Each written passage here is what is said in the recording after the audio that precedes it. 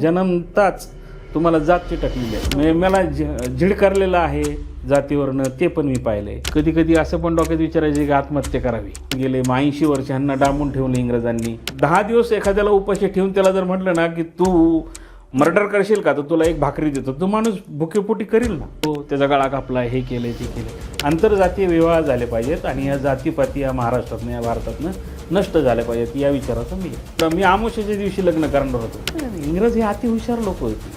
अरे हा देश वकिलांनी घडवला आहे. घरचे मर्डर करतील त्या मुलाचा, म्हणून त्या मुलीने त्याच्याशी ती म्हणली नको मला घटस्फोट घेतलेला बरोबर आहे. 200 पेक्षा जास्त आंतरजातीय प्रेमविवाह ज्यांनी करून दिलेत आणि या कार्यासाठी ते 1 रुपये सुद्धा घेत नाहीत, उलट ते स्वतःच्या खिशातले पैसे टाकतात. त्यातलंच एक लग्न म्हणजे डिरेक्टर नागराज मंजुळे आणि गार्गी कुलकर्णी यांचे एक लग्न, ज्यांचं खूप अफाट वाचन आहे, जे खूप उत्तम जेवण बनवतात. फक्त जेवण बनवत नाही तर खूप आवडीने, खूप प्रेमाने आपल्याला खायला सुद्धा घालतात. महिलांवरील अत्याचार किंवा भटक्या विमुक्त जातीवरती जर काही अन्याय झाला तर त्यांच्यासाठी खंबीरपणे उभे राहणारे वकील म्हणजे ॲडव्होकेट दीपक शामदिरे सर आज आपल्यासोबत गप्पा मारायला येथे उपस्थित आहेत. नमस्कार, माझं नाव धनुश्री पाटील आणि रिच इन मीडिया प्रेझेंट बोल धनु चॅनलमध्ये आपलं सगळ्यांचं स्वागत आहे. चला तर आपण ॲडव्होकेट दीपक शामदिरे सरांसोबत गप्पा मारूयात आणि जाणून घेऊयात त्यांच्या प्रवासाबद्दल.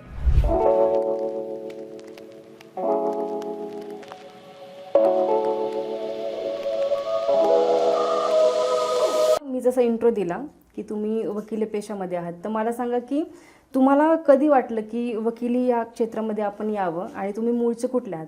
तसं मूळ माझं बुलढाणा जिल्ह्यातलं आहे. अच्छा. पण माझे वडील नोकरीला आष्टी बीड जिल्ह्यात होते.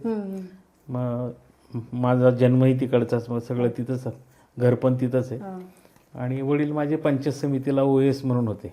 आमचं जे आहे म्हणजे बीड जिल्ह्यात आष्टीचे गाव आहे, हे एक काळ नाट्यक्षेत्रात किंवा खेळाच्या क्षेत्रात खूप मोठं नाव होतं.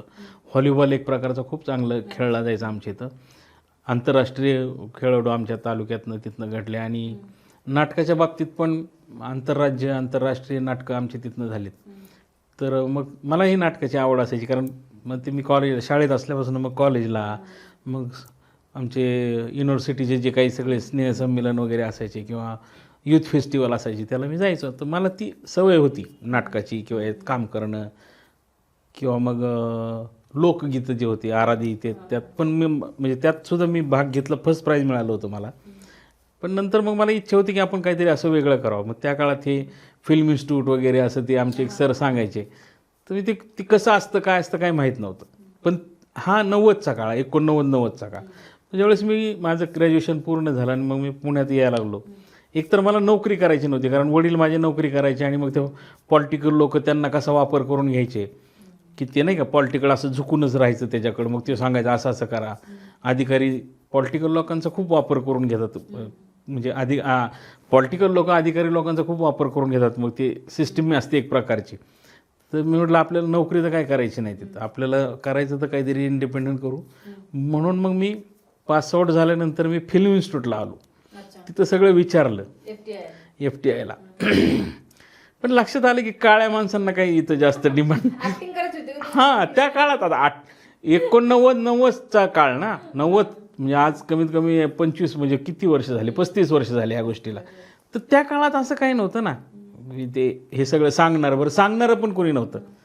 त्यापेक्षा म्हटलं आता शेजारीच लॉ कॉलेज, भिंतच होती ना, मग आपलं लॉ कॉलेजला, कारण काय इथं खूप स्ट्रगल करावं लागेल, त्यापेक्षा आपण लॉ कॉलेजला जाऊ, लॉला ॲडमिशन घेऊ आणि लॉला ॲडमिशन घेऊन आपलं 2-3 वर्षात कंप्लीट होईल लॉ आणि आपली रोजीरोटी होईल, काहीतरी आपल्याला म्हणजे 2 टाईमचं वेळेत खायला मिळेल एवढी अपेक्षा होती. म्हणून मग लॉला ॲडमिशन घेतलं मी. पण ते कसं ठरलं, म्हणजे कोणी सांगितलं तुम्हाला की तुम्ही खूप भारी काय म्हणतात काउंटर करता, तुमचं बोलणं चांगलं आहे, तर असं कोणी तर सांगितलं असेल की? नाही, काय होतं, माझे एक आमच्या आष्टीतच एक सुनील शिंदे म्हणून इथं पुण्यात त्या काळात वकील होता. तो ते एकदम रुबाबात यायचा, एकदम त्याचं पर्सनॅलिटी ते सगळं. मी म्हटलं आपण वकील व्हावं. वकील झालो 94-95 साली आणि प्रॅक्टिस सुरू केली. भाऊ पण गावी गेलो नाही मी, पुण्यातच स्थायिक झालो, पुण्यातच प्रॅक्टिस केली. पण आजही माझं गावी जाणं असतं, शनिवार रविवार मी जातो, तिथं राहतो, माझं स्वतःचं घर आहे, आठवडी बाजार असतो, बाजार करतो आणि सगळा बाजार मी पुण्याला घेऊन येतो. म्हणजे गाव काय सुटलेलं नाही? सुटलेलं नाही, मी गाव सोडणार पण नाही. जसं मी आता सर इंट्रो दिला होता तुमचा की तुम्ही 150 ते 200 लग्न आंतरजातीय प्रेमविवाह करून दिलेत, तर ह्यातलंच एक लग्न असं होतं की एक खूप फेमस अशी व्यक्ती आहे, डिरेक्टर नागराज मंजुळे आणि गार्गी कुलकर्णी यांचं लग्न लावलं तुम्ही, तर त्यांच्याबद्दल सांगा थोडं. ॲक्च्युली माझे मित्र आहेत नागराज मंजुळे चांगले, आणि एक दिवशी मग त्यांची मिसेस जी आहे गार्गी, त्यांचा फोन आला मला की मग आम्हाला लग्न करायचे, पण मग ते आम्हाला कुठलंच हे करायचं नाही आम्हाला, म्हणजे मम म्हणा वगैरे म्हणा हे असं काय आम्हाला करायचं नाही, त्या सगळ्याला फाटा द्यायचा आहे. तर मग त्यांना म्हटलं रजिस्टर करा ना, मग सगळ्यात सोपं. पण ते रजिस्टरचा असा प्रकार होता की इथं नाव नोंदवा, मग महिनाभर थांबा हे सगळं. तर मग त्याच्यात मग मी त्यांना आयडिया सांगितली की मग तुम्ही सत्यशोधक पद्धती, म्हणजे नागराज अण्णांची इच्छाच होती की सत्यशोधक पद्धतीने करायचं. मग त्यांचे मित्र जे आहेत 4-5 जवळचे, त्यांनी आणि आम्ही सगळ्यांनी मिळून मग ते सत्यशोधक पद्धतीने विवाह केला.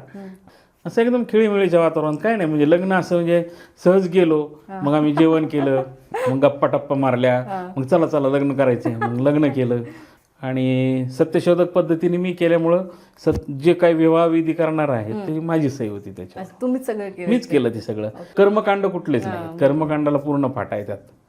नवरा बायकोनी दोघांनी संसार करायचा, दोघांनी गाडा हाकायचा, असं पद्धतीचं ते आहे सत्यशोधक. मंगलाष्टक पण आहेत, पण ते मंगलाष्टक वेगळ्या पद्धतीचे आहेत. ते असं लग्न झालं त्यांचं. आता हे जे तुम्ही जितके मी म्हटलं आंतरजातीय प्रेमविवाह केले, तर तुम्हाला आठवतं की पहिलं असं कोणतं विवाह होतं की पहिलं मी हे लग्न लावलं बाबा, आठवतं का ते पहिलं? आठवत. मी नुकताच वकील झालो होतो, म्हणजे 95-96 असेल. किती वय असेल तुमचं? काही 24-25 वय असेल माझं, 25 वय असेल त्यावेळेस. तर एक कागलचा मुलगा होता गाडगे, आणि सिंधी मुलगी होती पुण्यातली, पण ती त्या कल्याण डोंबिवली त्या तिकडच्या सगळ्या मोठ्या घराण्यातली, आमदार खासदार असणाऱ्या त्या मोठ्या सिंधी फॅमिलीतली ती पोरगी होती.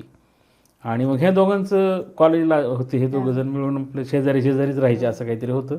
तर मग ते माझ्याकडे आलं होतं. मग त्या मुलीचं वय आणि त्या मुलाचं वय बघितलं, त्यावेळेस नोंदणी सब रजिस्टर ऑफिस जे होतं विवाह नोंदणीला तिथं केलं, आणि तिथून ते पळून गेले दोघं जण.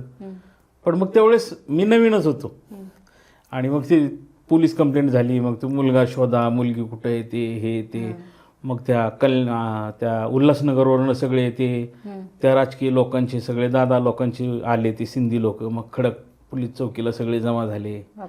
मग त्यावेळेस काय मोबाईल असं काही नव्हतं, मग ते ट्रॅप करून त्यांना त्या बांडेरच्या तिकडे लपून ठेवलं होतं. तिकडनं ते पोलिसांनी चहूबाजूनी गराडा घालून त्यांना पकडलं, मग इथं आणलं, आणि खडक पोलीस चौकीला आणल्यानंतर मग ते सगळ्यांना बाहेर काढलं.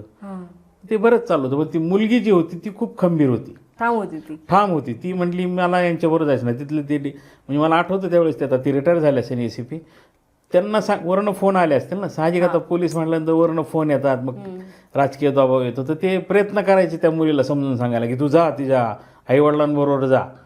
तर ती म्हणायची नाही जायचं मला. मग ते म्हटले नाही हिला घेऊन जा तुम्ही. तर ती म्हटली मला अंगाला हात नाही लावायचा, मी सज्ञाने, आणि मला कुठं जायचं ते माझं मी ठरवेल. मग तिथले जे PSI होते, राखपसरे असं काहीतरी नाव होतं, आणि क्राईमला नंतर जाधव म्हणून एक PSI होते, आता रिटायर झाले असतील ते एन्काउंटर स्पेशलिस्ट. त्यांनी खूप मदत केली होती त्या काळात. आणि मग ते दोघं जण वेगळे निघाले, आणि पोलिसांनी मग सिक्युरिटी पण दिली, आणि त्यातनं ते बाहेर निघाले. मग त्यांचे वकील, ते मोठे पुण्यातले एक वकील होते त्या सिंधी लोकांचे, ते पण वारले, पाटील नावाचे, ते पण वारले वकील. पण ते त्यांच्या बाजूने होते, आम्ही ह्या आपल्या मुलाकडच्या बाजूने. आणि ते नंतर मग तो मराठा एकदम खानदानी, नाही का, कागल फॅमिलीतले, म्हणजे असे ऑर्थोडॉक्स फॅमिलीतले. तर ते लग्न, पहिलं लग्न ते मी लावलं होतं. झालं पण सक्सेस? हो, सक्सेस झालं ते लग्न. मी आतापर्यंत जेवढे काही लग्न लावलेत, म्हणजे 99.9% सक्सेसच आहेत. म्हणजे असं नाही की कुणाच्या नंतर पुढे घटस्फोट झाले, काही डिस्प्यूट निर्माण झालं, असं काही नाही. पण मी सगळ्यांचे असे आंतरजातीय, आंतरधर्मीय असेच विवाह आहेत सगळे. ओके. पण आता ह्या प्रोसेसमध्ये असं कधीतरी प्रसंग आलाच असेल ना की एखादं लग्न लावलंय आणि नंतर ते इतकं वेगळ्या टर्नला काहीतरी गेलं आणि ते अंगावरती आले की अरे मी काहीतरी वेगळंच करायला गेलतो आम्ही आणि झालं काहीतरी वेगळं, तर अशी कुठली केस आहे का? आहे, पण ते सतत माझ्या आणखीन मनात आहे. ते सतत कधी ना कधी ती जाणीव होती की किती माणसं स्वतःच्या जातीवर, स्वतःच्या धर्मावर आणि मग नाही का खानदानी पण, मग आमच्या घराणं असं, आमचं घराणं तसं, मग ते आम्ही आमच्या ह्या कुळातले, आम्ही त्या कुळातले, असं काही लोकात आजही आहे महाराष्ट्रात. सातारकडची एक मुलगी होती आणि केरळचा मुलगा होता. अच्छा. ते दोघं जण एकाच ठिकाणी साऊथ- नोकरीला, साऊथ हा इंडियन. साऊथ इंडियन होता. दोघं एकाच ठिकाणी नोकरीला होते. तर मग त्यांनी त्या काळात मला विचारलं सगळं आणि मग त्यांचं त्या काळात लग्न लावलं, झालं लग्न ते. आणि वर्षभर ती मुलीनी घरी सांगितलंच नव्हतं लग्न झाले. लग्न झालंय म्हणून. मग नंतर घरच्यांना हळूहळू कळलं तर हे पळून गेले. मग दोघं जण मुंबईला का कुठं पळून गेले होते. पण ते एवढे मोठे राजकारणात आणि त्याच्यात होते ते लोक सातारकडचे. तर त्यांनी मग त्यांचे सगळेच पोलीस कामाला लावले, सगळं राजकारण कामाला लागलं आणि मग त्यांना शोधून काढलं. शोधून काढल्यानंतर त्या मुलाला काही केलं नाही त्यांनी. त्या मुलीला घेऊन गेले आणि वर्षभर डांबून ठेवलं होतं. अरे बापरे. मग वर्षभरानंतर ते लास्ट रेसिडन्स इथलं आहे म्हणून इथं फॅमिली कोर्ट, अलका टॉकीजचे तिथं होतं अगोदर फॅमिली कोर्ट. तिथं त्यांनी ते घटस्फोटाचा दावा दाखल केला. मग ते मुलाकडनं मी होतो आणि मुलीकडनं मग पुण्यातले काही वकील लोक होते. तर ते त्या मुलीला ज्यावेळेस कोर्टात घेऊन यायचे तर फुल सिक्युरिटीत असायची ती पोरगी. म्हणजे तिचे घरचे, आई वडील, मग ते त्यांचे सगळे नोकर चाकर नाही का, ते सगळे हाताखालचे लोक ते एकमेकाकडे पाहायचे पण ते काही बोलू देत नसायचे. मग कोर्ट म्हणून एक सय्यद काहीतरी नावाचं कोर्ट होतं. त्यांनी त्याला विचारलं की तुला घटस्फोट कशासाठी पाहिजे. ते म्हणला मला नाही पाहिजे, त्यांना पाहिजे घटस्फोट.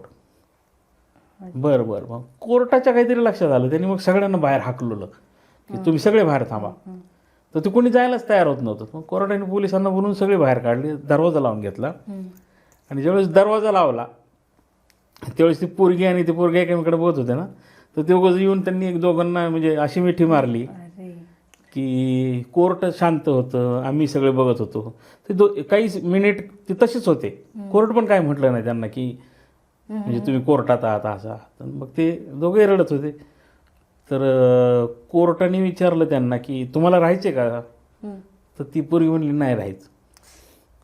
ती म्हणली शक्य होणार नाही ते, एक तर याला मारून टाकतील किंवा काहीतरी असं होईल ते, त्यापेक्षा आम्ही वेगळं राहिलेलं कधीही चांगलं राहील. अरे. आणि ते तिच्या घरच्यांनी कोणाला सांगितलं पण नव्हतं की ह्यांचं लग्न झालं, हे ते झाले, कारण ती तसं दाबून ठेवलं होतं. नंतर कोर्टाने त्यांना सांगितलं की तुमची जर तयारी असेल तर मी इथल्या पोलीस महासंचालकाला सांगतो की तुम्हाला सिक्युरिटी द्यायची. पुणे टू मुंबई तुम्हाला अंगाला कोणी हात लावणार नाही, दोन्हीकडनं गाड्या तुम्हाला सिक्युरिटीत पाठवतो. पण ती पुरी म्हणायची नाही शक्य होणार. म्हणजे ह्या सगळ्या गोष्टी मी करू शकते, मला तयारी आहे, मला त्याच्यावर राहायची, पण माझे काही प्रॉब्लेम्स आहेत जे मी नाही सांगू शकत कोर्टाला. अरे बापरे. आणि मग ते नाही झालं त्यांचं. मग त्यांना त्या दिवशी घटस्फोट झाला त्यांचा. आणि ती मग आता कुठं असतील माहीत नाही, ते मुलगाही कुठं आहे ते, पण ते अपुरं राहिलं ते फक्त ते खानदानी पण, मग आम्ही आमचं हे घराणं, मग आमचं हे कुळ, मग आमचे असे राजघराण्यातले सगळे लोक आम्ही, असं तसं असं म्हणून ते लग्न नाही झालं. आणि असं कुठलं लग्न आहे का की खूप इमोशनल तुम्ही झाला. नाही इमोशनल आता कसं असतं माहिती आहे का, इमोशनल शक्यतो नाही होत.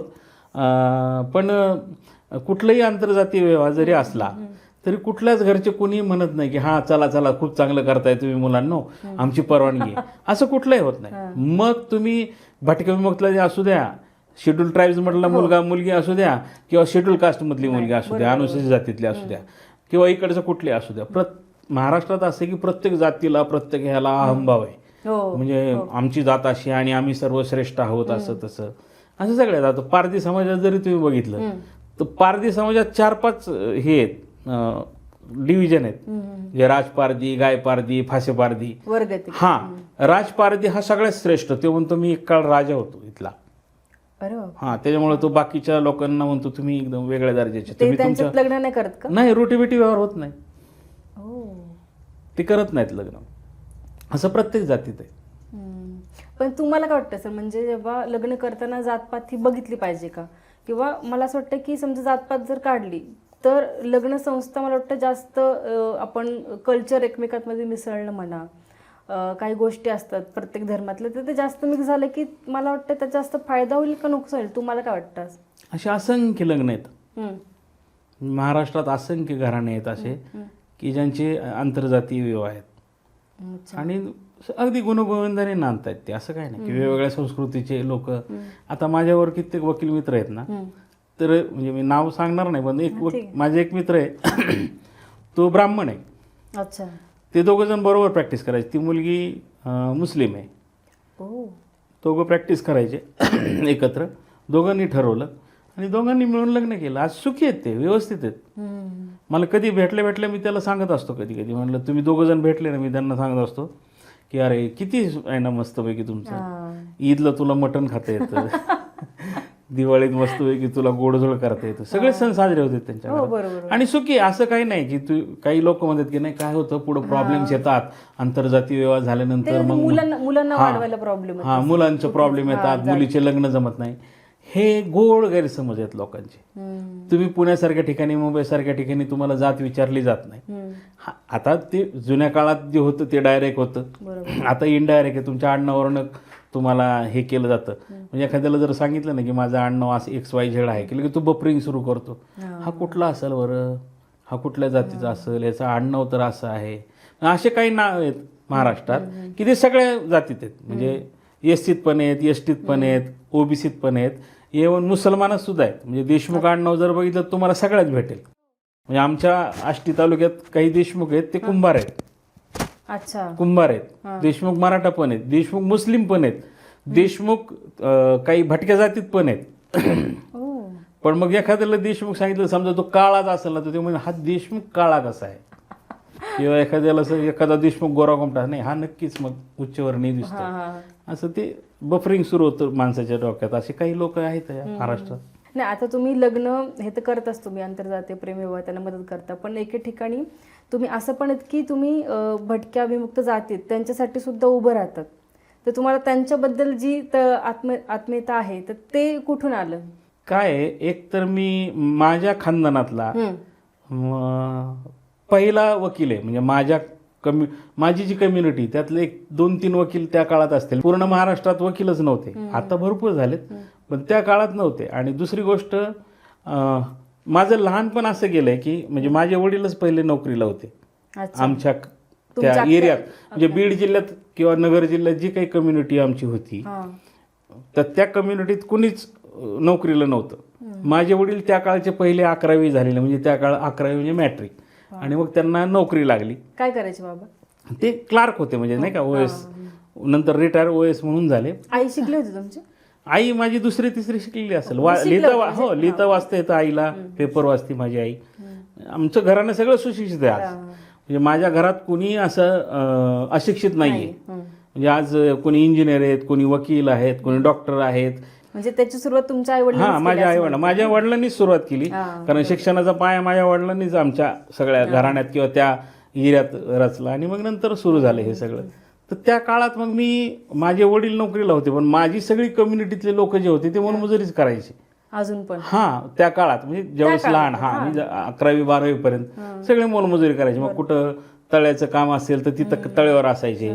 मग तिथं समजा मला सुट्टी लागली तर मग आम्ही असं एक विशिष्ट असं गाव नव्हतं की जिथं सुट्टीत माझे आजी आजोबा आहेत आणि मग मी तिथं गेलोय, असं काही नव्हतं. मग ते ठरवायचे कुठल्या एरियात आहेत.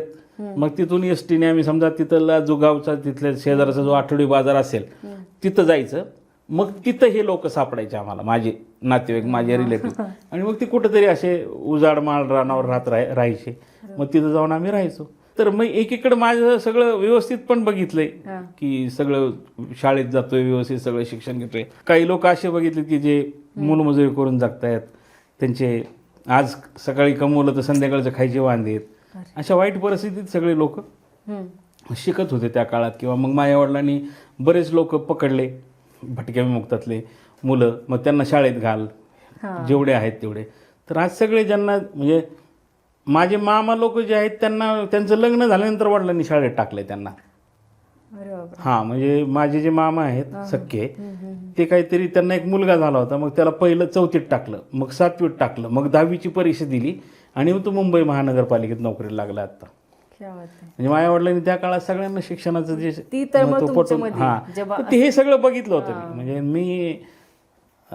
मी भीक मागताना पण पाहिलेत माझे काही नातेवाईक दारू पिऊन नाही का असं पंच बसतात सगळे कम्युनिटीत हा हा हा आणि मग नाई निवाडा करतात, हा बरोबर. ते पण पाहिले मी. दोन टोक आहेत म्हणजे. दोन टोक मला झिडकारलेलं आहे जातीवरनं, ते पण मी पाहिले. अस्पृश्यता जी असते ते चटके ते पण झेललेत. हे सगळे बघितले मी.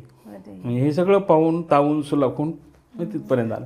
त्यामुळे कुठेही कधी अन्याय झाला भटक्या विमुक्तांच्या बाबतीत.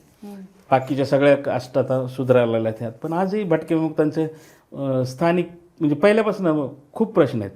पहिलं तर एक तर शिक्षणाचं प्रमाण खूप कमी आहे. दुसरं त्यांना शिकायला लागले तर मग कास्ट सर्टिफिकेट निघत नाही. म्हणजे जातीचा दाखला माणूस जन्मताच तुम्हाला जात चिटकलेली असते. बरोबर बरोबर. मग तुम्ही जरी नाही म्हटले नाही लिहायची माझ्या ह्याच्यावर पहिलीला म्हणजे ज्यावेळेस शाळेत घातलं तुम्हाला जात लिहावं लागते, धर्म लिहावा लागतो, तुमचं सगळं वडिलांचं नाव हे ते आईचं नाव हे सगळं लिहावं लागतं, त्याच्यावर जात पण लिहावं लागते. तर ती जातीचं कास्ट सर्टिफिकेट काढायचं एक तर त्या व्हिजेंटीतले किंवा जे लोक आहेत तर ते व्हिजेंटीचा पण खूप वेगळा प्रकार आहे. अच्छा. म्हणजे ज्यावेळेस 1857चा जो उठाव सुरू झाला इंग्रजांच्या विरोधात त्यात ही सगळी व्हिजेंटीचे लोक होते. अच्छा. म्हणजे वडार, कायकडी, पारधी, भिल, लमाण ही सगळी लोक होती. मग इंग्रजांनी लक्षात आलं की सगळ्यात जास्त विरोध कोणाचा होऊ शकतो, कारण ह्यांचे जंगल ताब्यात घेतले होते, भटक्यांचे सगळ्यांचे आदिवासी लोकांचे ताब्यात घेतले होते. मग सगळ्यात जास्त विरोध कोणाचा होऊ शकतो यांच्याकडूनच. त्यापेक्षा ह्यांना एक काम करू बरं. ह्यांना असं होतं की त्या काळात आज जसं सगळं हिंदुत्व वगैरे मग हे चाललंय, त्या काळात भटक्यांना कुणी वालीच नव्हता. म्हणजे त्यांना असं सांगणारं कोणी नव्हतं की नाही हे आपले लोक आहेत, हे आपली लोक आहेत, ह्यांना हे केलं पाहिजे. म्हणजे जुन्या काळात आता तुम्ही जे कन्व्हर्ट झालेत ना लोक काही, त्या काळात जर लोक आत्ता सांगणारे असते तर कन्व्हर्ट झाले नसते ना. तुम्ही जर त्यांना व्यवस्थित ट्रीट केलं असतं, तुम्ही त्यांना अस्पृश्य समजलं नसतं तर ते झालं नसतं ना. बरोबर. तुम्ही त्यांना शिवूनच घेत नव्हतात, तुम्ही त्यांना पाणी पाणवट्यावर येऊ देत नव्हतात, गावकुसाच्या बाहेर ठेवत होतात. या सगळ्या गोष्टी तुम्ही त्यांच्या बाबतीत घडत होतात. जे 10-10 दिवस उपाशी राहत होते लोक, त्यांना तुम्ही जेवलात का हे साधं सुद्धा विचारू शकत नव्हता. मग ते जिथं 10 दिवस एखाद्याला उपाशी ठेवून त्याला जर म्हटलं ना की तू असं असं करशील का, मर्डर करशील का, तर तुला एक भाकरी देतो, तो माणूस भुकेपोटी करील ना. बरोबर आहे. जर तुम्हाला 20 दिवस उपाशी ठेवलं तुम्ही काही करताल खाण्यासाठी, तसं त्या काळात झालं. मग ह्या सगळ्या गोष्टी घडत असताना कित्येक जणांचे असंख्य वेगवेगळे प्रॉब्लेम्स येतात. पण भटक्यात कन्व्हर्ट नाही झालेले लोक, म्हणजे भटक्याचं प्रमाण खूप कमी आहे. 99.9% कन्व्हर्ट झालेले नाहीत. मग ते त्यांच्या संस्कृतीशी जपून ठेवली त्यांनी. म्हणजे काही द्रविडियन लोकांचे देव जे होती ती अशीच नदीची असायची, नदी किंवा झाड, आभाळ, पर्जन्य असे देवांची नाव आहेत त्यांच्यातले. तर त्या सगळ्या गोष्टी असायच्या. आणि मग यांच्यावर एवढे अन्याय अत्याचार होत गेले. 80 वर्ष ह्यांना डांबून ठेवलं इंग्रजांनी, जेलमध्ये ठेवलं होतं. म्हणजे 1947ला देश स्वातंत्र्य झाला तरी ही व्हिजेंटीची लोक जे काही 47 जाती होत्या ह्या जेलमध्येच होत्या. अरे बापरे. ह्यांना बाहेर काढलं नव्हतं. मग नंतर कोणीतरी जाऊन सांगितलं पंडित जवाहरलाल नेहरूंना की ते लोक अजून जेलमध्येच आहेत, तुम्ही तर 15 ऑगस्ट साजरे केलं, मग हे लोक जेलमध्ये आहेत. मग ते 31 ऑगस्ट 1952ला पंडित जवाहरलाल नेहरू महाराष्ट्रात आले आणि भीमराव गुरुजी म्हणून एक टकारी समाजाचे होते, त्यांनी त्यांना आणलं होतं. आणि मग ते तारेचे कुंपण आणि ते जेलचं कुलूप तोडलं आणि मग हे कोंडवाड्यातनं कसं जनावरं सोडतात तशी हे लोक बाहेर पडली. म्हणून मग त्यांना VJMT नाही का, विमुक्त जाती जमाती, म्हणजे ह्यांना मुक्त केलं त्या जेलमधनं म्हणून VJMT, विमुक्त जाती जमाती. अच्छा, तसं नाव पडलं. तसं विमुक्तच आहे. आणि मग त्यांना आजही तुम्ही जर कास्ट सर्टिफिकेट काढायला गेलं तर त्यांचं स्थिर स्थावरच नाही ना. तुम्हाला 1947 आपलं 1960चा किंवा 1950च्या अगोदरचा पुरावा आण म्हटलं तर हे कुठे एका जागेवर नाहीच आहेत ना. अस्तित्वच नाही ना. म्हणजे ह्यांना ना शेती होती ना कुठं तुम्ही एका ठिकाणी राहिले, मग जिथं तुमचं खासरापत्राला नाव लागलंय किंवा महसूलला नाव लागलंय, कुठं असं काहीच नाहीये. म्हणजे समजा एखाद्या विशिष्ट गावाचे म्हणजे आजोबा पंजोबा तिथं पहिल्यापासून तुमचा वाडा होता, हे होतं, तसं काहीच नाही ना ह्या लोकांना. त्यामुळे एक तर पुरावे मिळत नाहीत. मग ते शिक्षण घ्यायचं तर मग तुम्ही 12वी सायन्सला तर मुलगा चुकून गेला, म्हणजे समजा एखादा नंदीवाला नाही का, ते शिंगाचा बैल घेऊन फिरतात ती लोक, त्या लोकांना ते एका जागी राहतच नाही. आता तर काही ठिकाणी ते राहिलेत, मग आता ते रेकॉर्ड तयार होते. तर ह्यांना कास्ट सर्टिफिकेटला पहिला प्रॉब्लेम कास्ट सर्टिफिकेटवरच येतो. बाकीचं तर मग, आणि बऱ्याच जणांना असं वाटतं की आरक्षणाचा खूप फायदा आहे, तर भटक्या विमुक्तांना कुठलाही आरक्षण, एक वकील म्हणून सांगतो, कुठलाही आरक्षणाचा फायदा नाही. ब कड केलेत आमचे वर्गीकरण. पण शिक्षणामध्ये काय फायदा आहे तुम्हाला? हा बा, SC आणि ST ला राखीव जागा आहे. SC आणि ST ला राखीव जागा आहेत, म्हणजे राजकीय, म्हणजे तुम्ही आमदार होऊ शकता, खासदार होऊ शकता, जिल्हा परिषदला निवडून येऊ शकता, किंवा आता समजा जसं आरक्षण कल्याण डोंबिवलीचा महापौराचं आरक्षण शेड्यूल ट्राईबचं झालंय, म्हणजे ठाकर वगैरे किंवा हे जे पावरा वगैरे आणणं असणारे लोकांचे जे आहेत तिकडचे, तर त्यांना मिळू शकतं शेड्यूल ट्राईबच्या लोकांना. तसं NT ला काय आहे? काहीच नाही. NT ला आरक्षण नाही, काय नाही. आता NT OBC मध्ये आहेत, ऑदर बॅकवर्ड क्लासमध्ये आहेत. आता इथून पुढे त्यांनी ते पण करायचं नाही, म्हणजे आता तो OBC मध्ये म्हणजे इथला जो कुणबी मराठा आहे तो OBC मध्ये आलेला आहे, बरोबर आहे. आता मला एक सांगा, समजा एक न्हाव्याचं घर आहे, एका गावात न्हाव्याचं घर आहे, किंवा एखादं कायकड्याचं घर आहे, एखादं वड्र्याचं घर आहे, किंवा एखादं तिरमल्याचं घर आहे, वैदाचं घर आहे, आणि ते OBC आहे, आणि सरपंच OBC पदासाठी निघाला. एकच घर आहे, तुम्हाला सांगा कोण निवडून येईल तिथं? जो आता नवीन OBC झाला तोच निवडून येणार ना तिथं. ह्या तिरमल्याला कोण निवडून तो पाटील किंवा काय असेल कोण मराठा, तोच निवडून येईल ना, त्यालाच येणार ना, तोच निवडून येणार ना. जर 1000 लोकवस्तीचं गाव असेल आणि त्यात सगळे उच्च वर्णीय लोक असतील, आणि एक वैदाचं घर असेल आणि तो OBC मध्ये असेल, आणि इकडनं XYZ नावाची व्यक्ती उभा राहिली आणि इकडनं वैदू उभा राहिलाय, तर निवडून कोण देणार? XYZ. तेच आहे. त्यामुळे तेही आरक्षण नाही आता भटक्यांना. तर हे सगळं म्हणजे हे लक्षात येत नाही. तर मग जिथं प्रॉब्लेम्स येतात, शिक्षणाच्या बाबतीत असू द्या किंवा ह्याच्या बाबतीत असू द्या, मी कित्येक मुलांना तर तू शिक्षणाचा काही प्रॉब्लेम आला तर सांग बाबा, तुला कास्ट सर्टिफिकेटचा काही प्रॉब्लेम आला तर सांग. तर मी आपलं धावून तिथं जातो, त्यांना मदत करतो, माझ्याच खिशातले पैसे घालतो, पण मी करतो मदत. तुम्हाला ते म्हणत होतं की मी ज्यातून आलोय तसं कोणतरी बाहेर पडावं आणि काहीतरी केलं पाहिजे मुलांनी मुलींनी दोघांनी पण. त्यासाठीच करतो, बाकी काय नाही. आणि घरात नाहीच, माझ्या वडील आजोबा पंजोबापासून ते चालत आलेले. माझ्या आजोबा त्या काळात मोलमजुरीच करायचे. अच्छा. पण मोलमजुरी ते असे करायचे की हे मोठमोठे जे डॅम्स आहेत, जायकवाडीचा प्रकल्प, मुळशीचा डॅम किंवा कोयनेचा डॅम, ह्या कोयनेच्या डॅमला कामं केलेली आहेत माझ्या आजोबा पंजोबांनी. जायकवाडीचा प्रकल्प सुद्धा माझ्या आजोबा नागराज मंजुळेंच्या वडिलांनी सुद्धा केलेत कामं. हो, जायकवाडीचा जो प्रकल्प आहे तिथं नागराज मंजुळेंच्या वडिलांनी आमच्या सगळ्या लोकांनी कामं केलेली आहेत त्यांच्यासोबत तिथं. आता तुमच्या बोलण्यात एकंदरीत मला कळलं की तुम्ही समाजकार्य आवडतं. तर मी तर सांगितलं होतं की तुम्ही इंटरकास्ट मॅरेज करून दिलेत, तर हे पण मी ऐकलंय की तुम्ही त्यासाठी 1 रुपया पण घेत नाही, उलट तुम्ही स्वतःच्या खिशातले पैसे टाकता. तर हे काय प्रकरण? नाही, काय आहे, चांगली गोष्ट आहे ना. 2 वेगवेगळ्या संस्कृतीचे लोक, 2 वेगवेगळ्या जातीचे लोक, वेगवेगळ्या धर्माचे लोक जर एकत्र नांदत असतील, आणि काळाची गरज आहे ना, किती दिवस तुम्ही त्याच गोष्टी करत राहणार, आणि ह्याला चालना दिली पाहिजे. आंतरजातीय व्यवहार म्हणून तर जाती संपतील ह्या, नाही तर मग हे जातीचे तोरणं, जातीचे सगळे जे काही राजकारण चालू आहे तेच चालत राहील. तर ह्या हळूहळू ह्या गोष्टी घडल्या पाहिजेत. म्हणून एकतर माझं तो खूप हे असतो की आंतरजातीय विवाह. माझ्या घरातही म्हणजे असं काही नाहीये, आम्ही जात पात वगैरे, माझ्या घरात बरेच आंतरजातीय विवाह आहेत. अच्छा. आणि अगदी सुखात चाललेलं आहे सगळं. म्हणजे माझ्या एका चुलत भावाने एका मुस्लिम मुलीशी लग्न केलंय. काही माझी एक सून जी आहे म्हणजे माझ्या मावस भावाची, ती मराठा आहे. असं काही नाही. माझंही लग्न म्हणजे मी तर आमुष्याच्याच दिवशी लग्न करणार होतो. मला ते तुमची लव्ह स्टोरी ऐकायची. नाही, माझी लव्ह स्टोरी काय नाही. आम्ही 2 जणांना एकमेकांना बघितलं. ते कोल्हापूरचे आहेत प्रॉपर माझे ते पुरोगामी विचारसरणी शाहू महाराजांच्या नगरीत राहणारे लोक आहेत. त्यामुळे तिथले प्रत्येक म्हणजे कोल्हापूर एक असं आहे की जिथं तुम्हाला कधी जात आठवत नाही किंवा जात आठवण करून दिली जात नाही तुमच्या नावावरनं.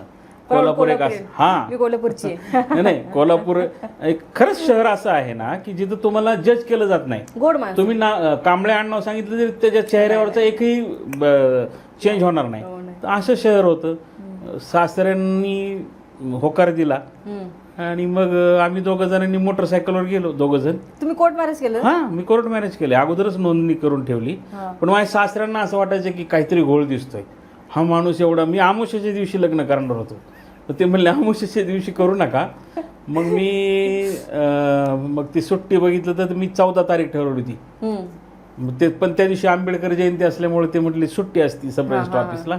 मग 13/4 तारीख ठेवली आणि मग 13/4ला आम्ही घरातनं मोटरसायकलवर गेलो. तर आम्ही म्हणलं येतो 2 जण सह्या करून, कारण साक्षीदार ऑलरेडी ठेवले होते मी ते. तर मग ते गेलो, सह्या केल्या. पण सासऱ्यांना वाटायचं की हे काहीतरी वेगळंच दिसतंय गोळ. हा मुलगा जो लग्न करतोय, रजिस्टर करा म्हणतोय, काही वाजत गाजत नका करू म्हणतोय. म्हणून त्यांचे काही मित्र जे होते त्यांचे बरोबरचे, ते तिथं फोटो बिटो सगळे हार वीर घेऊन आलेले. मी म्हणलं काढा, मग तुम्हाला पुरावे पाहिजेत तर घ्या. पण म्हणजे मॅडमच्या घरचे तयार होते आमच्या जातीचं असं काही नव्हतं की असं काही नव्हतं. आणि कोल्हापूरमध्ये ह्या गोष्टी पाहिल्या जात नाहीत. शाहू महाराजांनी त्यांच्या घरातल्या मुलीचं धनगरा मुलीशी लग्न करून धनगराशी करून दिलं होतं. त्यामुळे कोल्हापूर हे खूप खूप वेगळ्या धर्तीचे लोक आहेत कोल्हापूरचे, कुठल्याही जातीचे असो. आणि मला तो अभिमान आहे की माझी सासरवडी कोल्हापूरची. दुसरं तुम्ही जे म्हणत होतात की नाही का मी लग्नाचे पैसे घेत नाही, तर त्याचं कारण असं आहे की एकतर तुम्ही आंतरजातीय विवाह करतात, 2 वेगवेगळ्या संस्कृती, 2 वेगवेगळे घरं, ते एकत्र येऊन एकत्र नांदत असतील तर चांगली गोष्ट आहे. बरं, रजिस्टर लग्नाला खर्च येतो किती? काय 100-150 रुपये फीज आहे. फक्त वेळ द्यावा लागतो मला, कारण मग ते जायचं, मग ते नोंदवायचं, नोंदवल्यानंतर मग त्यांचे साक्षीदार वगैरे ते सह्या घ्यायच्या आणि स्पेशल मॅरेज ॲक्ट खाली ते लग्न होतं. आता तर पुण्यात प्रत्येक महानगरपालिकेला दिले आता ते सगळ्या सोयी. आणि ते ह्याला पण आहे, म्हणजे कलेक्टर ऑफिसचे तिथं पण ते ऑफिस आहे. तर ते चांगली गोष्ट आहे ना. आंतरजातीय विवाह झाले पाहिजेत आणि या जातीपाती या महाराष्ट्रातनं या भारतातनं नष्ट झाल्या पाहिजेत, या विचाराचं मी आहे. आता तुम्हाला 2 मुलं आहेत, एक मुलगा एक मुलगी. उद्या समजा त्यांनी सुद्धा म्हणलं की नाही मला ह्या जातीतला मुलगा आवडतो, किंवा तुमचा मुलगा म्हणला ह्या जातीतली मुलगी मला आवडते, तर तुम्हाला काही ऑब्जेक्शन नाही? माझ्या घरच्यांना, माझ्या मुलांना, म्हणजे माझे मुलं दोघंही असे घडलेत की त्यांना जात पात धर्म वगैरे ह्याच्या पलीकडे ते आहेत. आणि त्यांना सांगावं लागतं की आम्ही असं राहिलोय, मी असं जगलोय, आम्हाला जातीचे चटके असे बसलेत, असं. त्यांना काहीच नाही. आणि जातपात हा प्रकारच नाही कारण आमच्या घराण्यात, कारण त्यांनीच माहिती की आपल्या घरात खूप आंतरजातीय आहेत. माझा जो मेहुणा आहे, म्हणजे माझ्या मिसेसचा जो भाऊ आहे, त्याचा आंतरजातीय, ती नामदेव शिंपी आहे, म्हणजे कोल्हापूरचेच आहेत ते. आणि त्यांचाही असा काही विरोध झाला नाही त्यांच्या लग्नाला. म्हणजे ते तेवढ्यापुरतं थोडंसं झालं, पण आज सगळ्या सुरळीत व्यवस्थित आहेत. तिथं गेलं की पाहुणचार त्यांच्याकडे पण असतो, त्या नामदेव शिंपीची फॅमिलीज आहे त्यांच्याकडे पण असतात. ना आता तुम्ही एकीकडे वकिली करता, एकीकडे तुमचं हे लग्न लावून देतात, तर दुसरीकडे समाजकार्य. 3 गोष्टी. कारण मध्ये मी तुम्ही सोशल मीडियावरती एक तर खूप ॲक्टिव्ह असतं, मी तुमचे पोस्ट बघते. तर मध्ये मराठवाड्यामध्ये जेव्हा अति पावसामुळे जो खूप नुकसान झालं होतं शेतीचं तिथल्या लोकांचं, तर मी बघितलं की तुम्ही त्यांना सुद्धा खूप मदत केली होती. तर समाजकार्याचं कसं तुम्हाला वाटलं की जाऊन त्यांना मदत केली पाहिजे? नाही, शेवटी माझं गाव आहे, मी लहानाचा मोठा तिथं झालोय. आणि आपली लोक ज्यावेळेस, म्हणजे कधी नाही ते एवढा पाऊस झाला आणि घराच्या घरं वाहून गेले, आणि शेवटी माझीच माणसं आहेत ना ती, मग कुठली असो, शेवटी माझी माणसं आहेत. मग आपण लोकांसाठी करतो तर मग आपल्या लोकांसाठी का करायचं नाही? म्हणून हा प्रस्ताव मी आमच्या पुणे बार असोसिएशनचे अध्यक्ष जे आहेत हेमंत नंदळ त्यांना मांडला. आणि मग त्यांनी सगळ्यात जास्त, म्हणजे मी पण सगळं वकिलांकडनं मदत घेतली, माझं सगळं जे काय आहे ते. आणि मग हे सगळे किट्स तयार केले आम्ही, वह्या, पुस्तकं, शालेय वस्तू, खाद्यपदार्थ, आणि ह्या सगळ्या गोष्टी मग ते पॅक करून, मग जिथं अतिवृष्टी झाली आणि जे बाहेर राहत होते लोक, म्हणजे शाळेत राहायचे, कुठं ग्रामपंचायतमध्ये राहायचे, त्यांना मग सगळ्यांना नेऊन हे दिलं मी प्रत्येक ठिकाणी. आणि शाळेत पण वाटप केलं मी, कारण शाळा तर सगळ्या पाण्याखाली होत्या. मग जिथं जिथं शाळा देवळात भरायची तर तिथं देवळात जाऊन त्या पोरांना वह्या, पुस्तकं, पाटी, दप्तर, सगळं त्यांना जे काही लागतं ते जीवनावश्यक वस्तू सगळ्या त्यांना दिल्या. आणि त्याच दरम्यान मग आष्टीत काही दिवाळी होती, त्याच दरम्यान काही लोकांना दिवाळीसाठी काहीच नव्हतं, म्हणजे घरात ज्वारीचं पिठावर चालू होती दिवाळी त्यांची. तुमचा तो एक व्हिडिओ बघितला होता की एक आई आहेत, म्हणजे त्या सांगतात की दिवाळी माझी झालीच नाही सगळ्याच्यामुळे, तुम्ही त्यांना मदत केली होती. तर ते कळलं मला, मदत नाहीये, शेवटी ते माझेच लोक आहेत, म्हणजे मी लहानाचा मोठा तिथंच झालोय. तर ते नव्हतं, तर मग मी माझ्या घरातलं सगळं घेतलं, लाडू वगैरे जे काही फटाकडे विटाकडे, आणि नेऊन देऊन आलो. पण तिथले माझे जे काही वार्ताहर मित्र, पत्रकार मित्र, त्यांनी ते कव्हर केलं आणि म्हणले नाही, मी म्हणत होतो देऊ नका हे, पण ते म्हणले नाही, लोकांनाही कळू द्या ना की त्यांनी करतील. आणि तसं तर बऱ्याच लोकांनी मदत केली. आपण तर खारीचा वाटा होता माझा. तर आहे आपल्याला घरातनं जे संस्कार आहेत ते आपलं करत राहायचं, आणि आपल्या लोकांसाठी लोकांसाठी करतो का आपण, तर आपल्या लोकांसाठीच केलं पाहिजे. बरोबर. नाही, तुमच्या आता मी जेवढं काय तुमच्या आयुष्याचं स्टोरी ऐकते त्याच्यामध्ये मला असं वाटलं की तुम्ही जिथून बाहेर पडलात त्याच्यात खूप मोठा वाटा हा वाचनाचा होता. आणि मी तुमच्या घरी आले तर सरांच्या घरी अशी एक भिंत आहे आणि त्या पूर्ण भिंतीमध्ये म्हणजे एक लायब्ररी आहे सरांची, इतकं वाचन आफाट आहे सरांचं. तर मला ते विचारायचं की तुम्हाला वाचनाची आवड कशी लागली, की तुम्हाला वाटतं की तुमच्या ह्या सगळा म्हणजे जो काही तुम्ही विचार करता त्याला वाचनाचा खूप मोठा त्याच्यामध्ये भाग आहे. नाही, मला वाचनाची जी आवड लागली, मी ज्यावेळेस 8वी-9वीला होतो. अच्छा. मग आम्ही म्हणजे आमच्या आष्टीचं एक असं लोकमान्य वाचनालय म्हणून एक ब्राह्मण गल्लीत वाचनालय आहे. तर त्या काळात तिथं पुस्तकं मिळायची. मग त्या काळात कादंबऱ्या वगैरे अशा असायच्या. तर मला तिथून वाचनाची आवड लागली. मी ती कादंबऱ्या वाचायचो. त्या काळात मी अण्णाभाऊ साठे, वबा बोधे, शाळेमध्ये हां बाबा कदम, 10वीत बाबा कदम, वबा बोधे, परत अण्णाभाऊ साठे, हे 10वीतच, फकीरा बिकिरा हे 10वीतच संपलेत माझ्या. मग नंतर ते लोकमान्य वाचनालयातनं मला आवड लागलेली. एकतर मला वडील पैसेही देत नसायचे, त्याची जी काही त्या काळात 4-5 रुपये असेल ती, पण मग तिथं जाऊन वाचायचो कारण तिथं फ्री तिथं मिळायचं. आजही वाचनालय चालू आहे ते.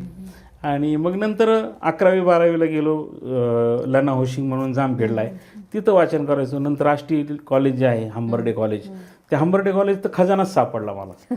मग तिथं तर मग ॲडॉल्फ हिटलरपासून तर सगळे वेगवेगळे पुस्तकं वाचून काढली. दुनियादारी त्या काळात वाचलंय मी, ज्यावेळेस फर्स्ट इयरला असेल मी त्यावेळेस. आणि मग नंतर ज्यावेळेस लॉ कॉलेजला, पुण्यात ILS लॉ कॉलेजला मी ॲडमिशन घेतलं आणि तिथं घेतलं, तर तिथं काय 1 एकरात लायब्ररी आहे. तिथं तर आता माझ्याकडे म्हणजे हे मी ह्या कथा वगैरे असं काही वाचत नाही, अशा बऱ्याच पुस्तक शोधतो.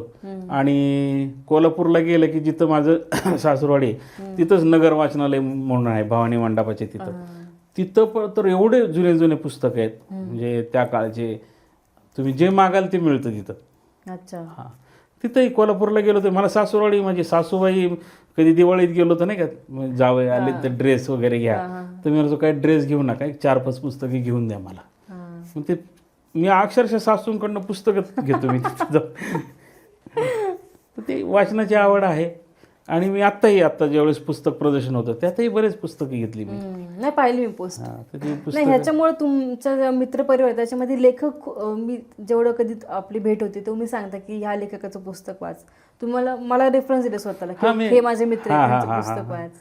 आता नाही का मी अंधकोळ सांगितलं होतं तुम्हाला, किसन चव्हाण, प्राध्यापक किसन चव्हाण आहेत, त्यांचं खूप छान पुस्तक आहे अंधकोळ. आणि ते सोलापूरच्या जे काही युनिव्हर्सिटी आहे सोलापूरची, तर त्या युनिव्हर्सिटीच्या BAच्या काही MAच्या विद्यार्थ्यांसाठी ते आहे पुस्तक. खूप सुंदर त्यांचं आत्मचरित्र आहे. आणि त्यांनी खूप कष्टातून दिवस काढलेत त्यांनी त्या अंधकोळचे. असे असंख्य मित्र आहेत माझे, लेखक आहेत जे लिहितात बरंच काही काही पुस्तकं. लक्ष्मण मानेंचे माझे चांगले संबंध आहेत, लक्ष्मण गायकवाडांचे माझे चांगले आहेत, उचल्याकार जे आहेत त्यांचे चांगले संबंध आहेत. आणि यांच्यात बसतो उठतो, बरंच काही त्यांच्याकडनं शिकायला मिळतं. आणि पुस्तकाने माणूस शहाणं होतं येतं नक्कीच आहे. म्हणजे तुमच्या जगाकडे बघण्याचा दृष्टिकोन जो आहे ना तो जरा बदलतो, जरा प्रगल्भता येते माणसात. तर पुस्तक नक्कीच माणसाला शहाणं करतं. वकिली पेशा करताना अशी कुठली सर केस होती का की म्हणजे ती तुमच्या लक्षात आहे, अजून काहीतरी छाप सोडले की खूप अरे मी वकिली करताना हा काहीतरी वेगळाच बाबा अनुभव आलाय मला? अशा असंख्य गोष्टी येतात. मी ज्यावेळेस चित्रपट बघतो ना एखादा, किंवा एखादा असा घरी TV वर बघतो की मग मी रडतो बऱ्याचदा, असं नाही का एखादा सीन असेल तर. पण मग मी ज्यावेळेस एखादी केस कोर्टात चालवतो मर्डरची, त्यावेळेस मी ती सगळे बघतो, फोटो, त्याचा गळा कापलाय, हे केलंय ते केलंय, मला काहीच वाटत नाही. पण मग ज्यावेळेस मी भावनिक होतो ना पिक्चर बघताना नाही का, मग ते एखादं नाही का ते अमिताभ बच्चनचं सिलाय मा, ते सगळं काय काय सांगू, अशा वेळेस मला रडू येतं. पण ते एवढं मर्डर केलेलं नाही वाटत ते माझं प्रोफेशन आहे, मी रोज तेच बघतोय ना, त्यामुळे तिथं काय वाटत नाही. आणि दुसऱ्या असंख्य गोष्टी आहेत. पण त्यातला एक किस्सा म्हणजे लक्षात राहण्यासारखा असा आहे की एक मुंबईडन मुलगी होती, उच्च शिक्षित मुलगी होती, पुण्यातलीच मुलगी. आणि तिचे वडील सगळे जे सेटल झाले होते ते दुबईला, तिचं शिक्षण वगैरे सगळं दुबईला झालं होतं. दिसायला एकदम सुंदर, फ्लुएंटली इंग्लिश बोलायची ती मुलगी. आणि तिचं लग्न एका इंजिनियर मुलं IT क्षेत्रातल्या मुलाबरोबर झालं होतं. तो मुंबईला राहायचा, सोलापूरचा होता. हां मम्मीडनच. पण लग्न झाल्यानंतर त्या मुलीचा काहीतरी असा प्रॉब्लेम झाला होता की तिला जेवलं की जेवण केलं ना तिने तर ते पचत नसायचं, तिला उलटी व्हायची. काय होतं ते माहीत नाही. मग त्यांनी असंख्य दवाखाने, दुबई, बऱ्याच ठिकाणी त्या मुलीला दाखवलं, पण ते काही ते नीट झालं नाही. मग हा ज्यावेळेस लग्न झालं तर त्याला डॉक्टरांनी कोणीतरी सांगितलं असेल किंवा त्याच्या मित्रांनी की ही काही जगू शकत नाही किंवा काही असं आहे. तर मग हिच्या वडिलांनी खूप प्रयत्न करून तिला ते हे केलं आणि कुठले तरी त्यांनी अनेक देवधर्म केले, कुठं काय काय. तर एक दिवशी सहज कुठल्या तरी एका मुंबईला डॉक्टरला दाखवलं. ते म्हणले काय नाही, हिच्या नलिकेत प्रॉब्लेम्स आहेत म्हणले काहीतरी, आणि ते अन्न गेलं की ते अडकतंय म्हणले तिथं. तर ते एक 10 मिनिटाचं ऑपरेशन आहे. ते 10 मिनिटाचं ऑपरेशन झालं आणि ती ठणठणीत बरी झाली. परत तिला काहीच त्रास नाही, ती व्यवस्थित झाली सगळी. पण त्या मुलाच्या डोक्यात तेच बसलेलं ना की हिला मूलबाळ होऊ शकत नाही किंवा काय होऊ शकत नाही. आणि मग त्यांनी घटस्फोटाचं दाखल केलं सगळं. होऊन सुद्धा की त्यांनी समजून सांगितलं, मी सुद्धा गेलो होतो समजून सांगायला त्याला, पण ते पोराच्या डोक्यात जे बसलं होतं ते बसलंच होतं. आणि मग त्यांनी दुसरं लग्न करून टाकलं. आता मम्मी त्या काळात होत होती, आता 3 तलाक आहेत म्हणून नाही होत. तर मग ते नंतर मग ते मॅटर लागलं इथल्या फॅमिली कोर्टात आणि मग ते सगळं झालं. तर तो मुलगा तिला काहीच पोटगी द्यायला तयार नव्हता. म्हणजे काउन्सिलिंग झालं, बऱ्याच गोष्टी, आणि दिसायला खूप सुंदर मुलगी ती. मग तिने कोर्टासमोर ज्यावेळेस चर्चा झाली त्यावेळेस तिने सांगितलं की ठीक आहे ना, तू असं लिहून दे की तू मला 1 रुपया दे फक्त, पण तू हे लिहून दे की मी 1 रुपया असं तुझं ॲलिमनी किंवा जे काही जे आहे कम्पेन्सेशन तुला जे आहे ते 1 रुपया देतो, कारण माझी आर्थिक परिस्थिती बरोबर नाही, माझ्याकडे पैसे नाही आहेत, त्यामुळे मी एवढे पैसे तू जी डिमांड केली 51 लाख का काय ती देऊ शकत नाही. असं ते म्हटल्यानंतर ते दुखावलं ना ते सगळं. आणि ते दुखावल्यानंतर त्याला हे झालं, ते इगो हर्ट झाला त्याचा. त्यांनी बाहेर जाऊन काहीतरी चर्चा केली त्याच्या बापाने, त्यांनी काहीतरी 21 लाखाचा काय 51 लाखाचा चेक देऊन टाकला तिला, लगेच काढून दिला, कोर्टासमोर देऊन टाकला. तर तिने मला सांगितलं की सर यहाँ कोई ये है क्या, रिपोर्टर कोई होंगे क्या. तर मी म्हटलं क्यों, तुम बुलाओ उनको. तर मी म्हटलं ठीक आहे. तर 51 लाख दिल्यानंतर कोर्टाने सांगितलं हो गया ना, सबमिट गया ना तुम्हाला आता. तर ते म्हणले नाही सर, 51 लाख रुपये म्हणजे त्यावेळेस नेमकं काय झालं तर काहीतरी तो एक महिला दिन असतो, त्याच दिवशी तो महिला दिन पण होता. माझ्या मते सकाळ लोकमत त्याला पेपरला ते आलेलं आहे ते. आणि तिने त्या काळात शेतकऱ्यांचा काहीतरी दुष्काळ महाराष्ट्रात पडला होता. तर तिने तो 51 लाखाचा चेक घेतला आणि तो मुख्यमंत्र्यांनी दिला देऊन टाकला आहे तसा. म्हणजे तिने कॅश केला, पण तिने सांगितलं की हा 51 लाखाचा मला मिळाला आहे, हा मी मुख्यमंत्र्यांनी दिला, तुम्हाला परवा दिवशी आणून देते. मग तिने तिचा स्वतःचा चेक त्यांना देऊन टाकला, हा चेक पास झाला आणि तिने तिचे जे 51 लाख रुपये ते सगळे तिला देऊन टाकले. आज तर तिचं लग्न वगैरे झालं, ती सुखात आहे, तिला मुलबाळ झालं, ती आता दुबईलाच आहे. पण हा म्हणजे तिने रुपया घेतला नाही त्यातला, पण ती त्या पैशासाठी खूप भांडली शेवटपर्यंत, स्वतःसाठी नाही घेतले. मग त्याचा अपमान असा पण केला आणि त्याचे पैसे जे आहेत ते घेतले खरं, पण स्वतःसाठी नाही वापरल्या, तसा पण त्याचा अपमान केला. म्हणजे त्याला ते अजून लक्षात असेल त्या मुलाला की याला हा विसरणार नाही तो मुलगा. हा क्षण आहे लक्षात राहण्यासारखा. ही स्टोरी तर खूप इंटरेस्टिंग होती. पण आणखी असं कुठली तर स्टोरी आहे का की ती म्हणजे अशी होती की बापरे काहीतरी भयानकच होतं? सातारा जिल्ह्यातली एक व्यक्ती होती, त्यांनी असंख्य दरोडे टाकले होते, पण त्यांनी कधीच कुणाला त्रास दिला नाही. मग त्यांनी कोणाला मारलं नाही, कुठल्या लोकांना दडपण केलं नाही, काहीच नाही, म्हणजे असं काहीच नव्हतं केलं. ही पेपरला बातमी पण आलेली आहे ही. तर ते काय करायचे, त्या काळात CCTV वगैरे नव्हते किंवा मोबाईल होते असे, पण CCTV एवढं नव्हतं. तर तो गावी त्याच्या जे सातारा जिल्ह्यात तो राहायचा ना, तिथं तो एकदम पुढारी होता. गावात खूप मदत करायचा लोकांना, मंदिरं बांधण्यासाठी, कोणाला शिक्षणासाठी, असं की तो चोर आहे म्हणून. तर ते काय करायचे, असं एकांत बंगला शोधायची सोसायटीतला, आणि त्यावेळेस तो मग सगळं वाच ठेवायचे की हा कुठं गेला आहे, काय गेलेत, मग ही लोक कुठं राहतात. तर काही परदेशात असायचे किंवा काही स्टेट सोडून राहिलेले असायचे, आणि सोसायटीत एवढं माहीत नसायचं, लँडलाईन असायचे. आणि मग ते त्या काळात ते काय करायचं, तिथे येऊन वॉच ठेवायचा सगळा. आणि एक दिवशी स्वतः झेन घेऊन यायचं, पूर्ण पांढरे कपडे बिपडे यायचा, इकडनं कलर करा इकडनं कलर करा असं काहीतरी सांगायचं लोकांना येऊन. तर ते सोसायटीचे लोक विचारायचे काय नाही, ते मालकांचा फोन आलता आणि हे सगळं साफसूफ करायचं आणि नवीन फर्निचर करायचं आहे. ते लॉक बिक सगळं ओपन करायचे, डायरेक्ट टेम्पो आणायचे, डायरेक्ट सामान भरायचे आणि घेऊन जायचे सगळ्यांचं. त्यांनी एवढ्या ठिकाणी दरोडे टाकले होते की आजही माझ्या रेकॉर्डला त्या केसेस आहेत. तर तो काय करायचा, त्यांनी साताऱ्यात त्याच्या शेतात भट्टी ठेवली होती सोनं वितळायची. म्हणजे तो आलेलं सोनं लगेच दुसऱ्या दिवशी वितळून टाकायचा आणि त्याचे ते बिस्किट तयार करायचा.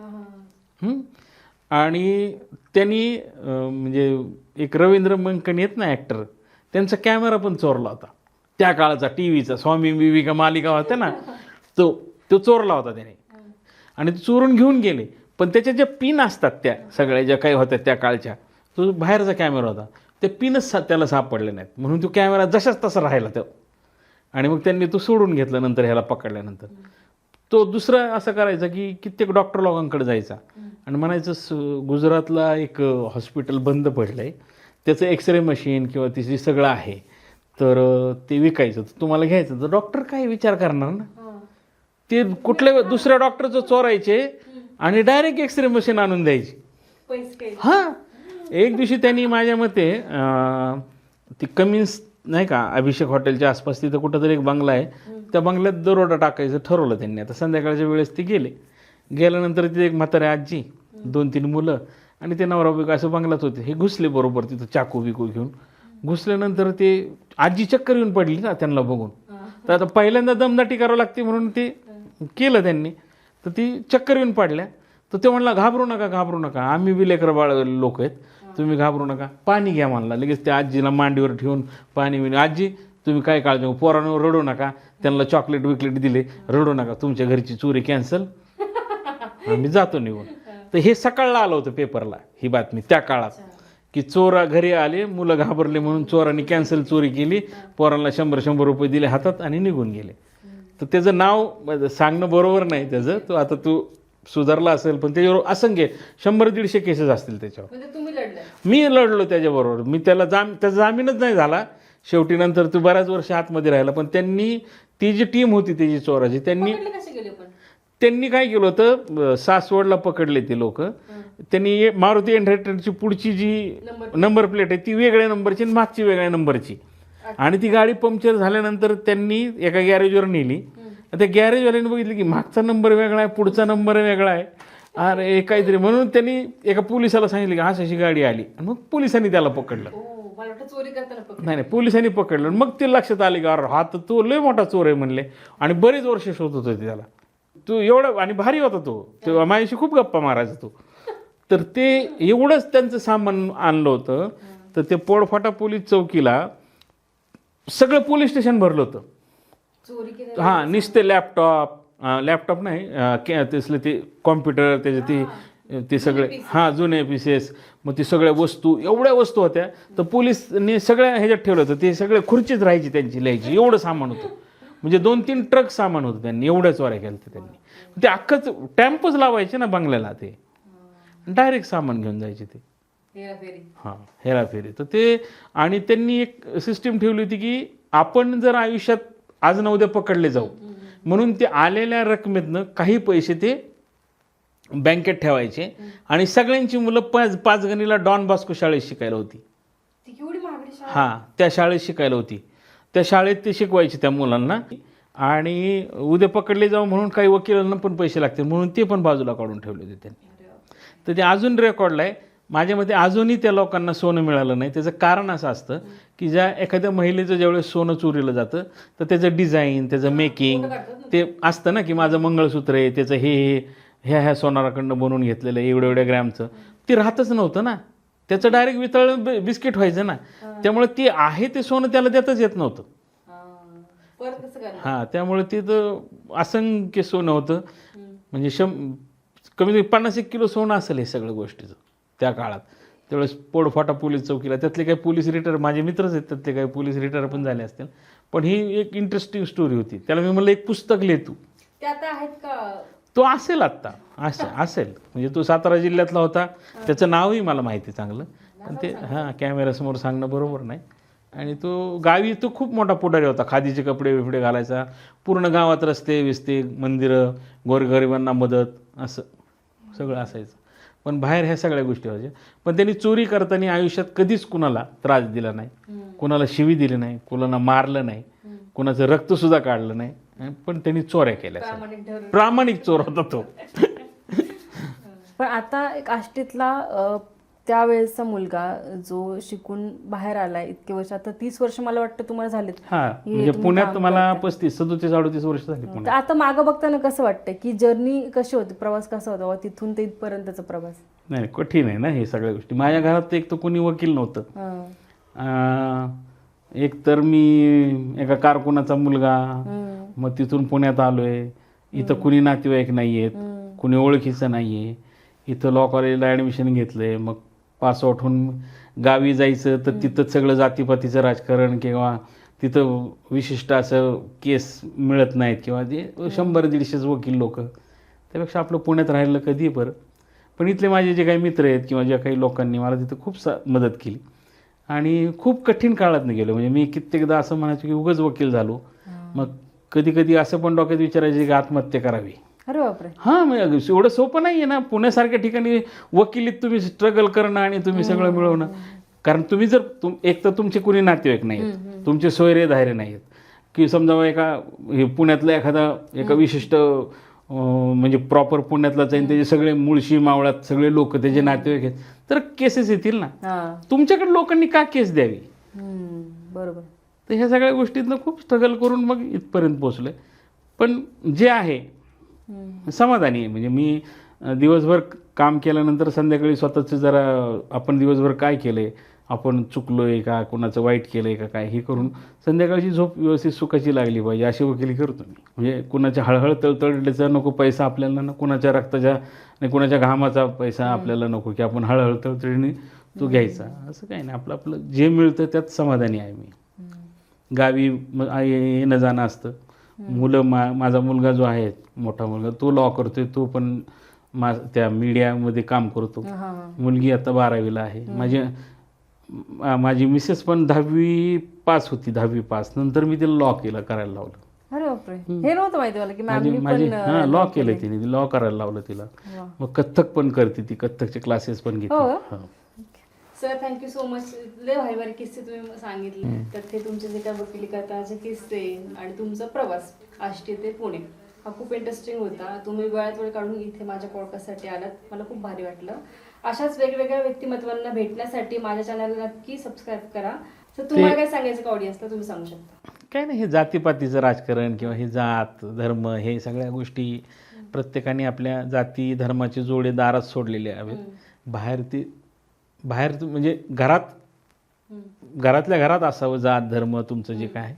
बाहेर त्याला एवढं हे स्थान देऊ नये आणि हे सोडून द्यावं. आता आंतरजातीय विवाह भरपूर झालेत, काही लोक सांगत नसतील, पण ह्या सगळ्या गोष्टी आता आणि माणूस म्हणून जगावं चांगलं आनंदाने, आणि वेगवेगळ्या संस्कृती वेगवेगळे सगळे व्यवस्थित एकत्र नांदताना चांगलंच दिसेल ना ह्या सगळ्या गोष्टी. त्यामुळे जातपात हा जातीसाठी माती खाणं, ती जातीसाठी माती खाणं बंद करावं माणसांनी आता आजकाल. तुम्हाला कसं वाटलं? खूप तुम्ही बोलवलं, बरं वाटलं मला. तुमच्या सगळ्यांचे धन्यवाद. तुम्ही मला खास आवर्जून बऱ्याचदा फोन करून, मला वेळ नव्हता तरी वेळात वेळ काढून तुम्ही कसंही करून आज मला बोलवलं. आणि मीही माझ्या आयुष्यातल्या काही गोष्टी कधी कोणाला सांगितल्या नाहीत. मी माझ्यात म्हणजे त्या होत्या, कधी बोललो नाही. काही मित्रांशी बोललो असेल, सगळ्या शेअर केले असतील, पण मग सार्वजनिक आज तुम्हाला सगळ्यांना सांगितलं, त्याबद्दल तुमचेही खूप खूप आभार. Thank you so much. तुम्ही सगळ्यांनी वेळात वेळ काढून हा पॉडकास्ट बघितला असेल. तुम्हाला आवडला असेल तर प्लीज मला कमेंट करा. तुमचे काही सजेशन असतील तर मला तेही सांगा. खूप खूप धन्यवाद. नमस्कार.